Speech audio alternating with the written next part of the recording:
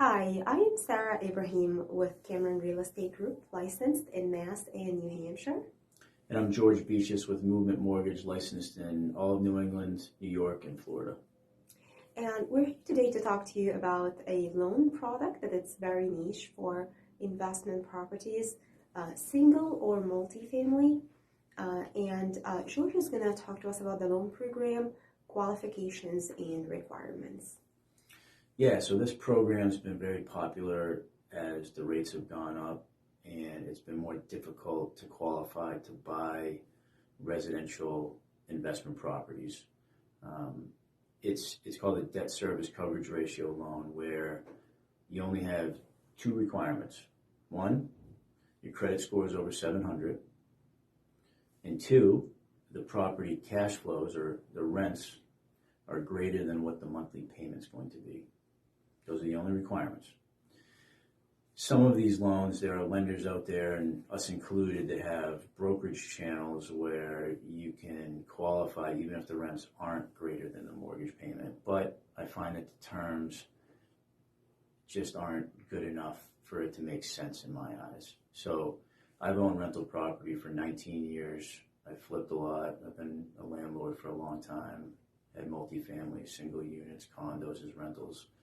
And I can tell you that some years, when it's difficult, maybe the tax returns just don't show enough income for you to qualify for a traditional loan, and you really want to buy an investment property, and you can't because you don't have the income. Well, this program doesn't care about what your income is. It just focuses on the individual investment property that you're buying. And so it's an unbelievable alternative. I'll give you two examples. One was a loan that I did down in the Cape recently, where it was a client of mine, and she had a single-family home that she's owned for a while, and she rents it out short-term to Airbnb and HomeAway, and she has ledgers. So obviously those companies, when you rent, they give you the ledgers, and it shows you all the rents that you received, and you get a 1099 for your tax, for your accountant to file to the IRS every year. And we take those and we just derive what the gross income is in the last year, or forecasted for the next 12 months based upon what you received year to date. And then we just pull your credit. They don't really care how much debt you have. You could have $30,000 of mortgage payments a month. It's irrelevant. Again, you're just focusing on the property you're buying. And as long as those monthly rents are greater than the payment's going to be, you qualify for the loan. So that particular loan that I did was a 30-year fixed with an interest-only feature for the first 10 years. So let's say the rate is 8%.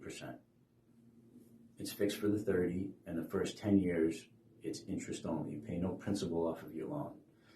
And landlords and investors love that because they don't want to pay down the payment because you have the tax advantages. And so the fact that you have a really low interest-only payment rather than interest and principal is very enticing for a lot of people. So, and the payment's lower. So sometimes the rent is just over what the payment is, and you just qualify for it. So it makes it that much easier to buy that property. Another example would be a deal I just did that was a 4-unit, and it was in Rhode Island, and the place was getting sold vacant. So all we do is we take what the market rents are, and we're going to figure that out from the appraiser that does the appraiser report, and he or she is going to tell us how much he thinks the market rents are for each unit.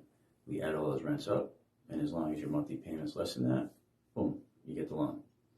So we can dive into this much more, but that's just kind of a summary of how it works, and it's a great tool to have if you're looking on buying an investment property and you don't think you qualify because you just don't have the income to show right now. Or maybe you just have a lot of debts. So the down payment requirements on these loans is typically 25%.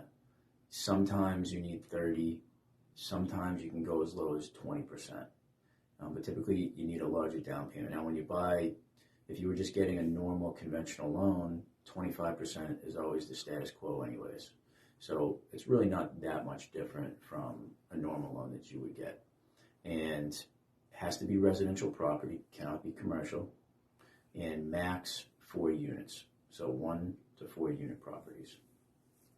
So if you have any other questions, just reach out to Sarah and and she'll guide you in the right direction.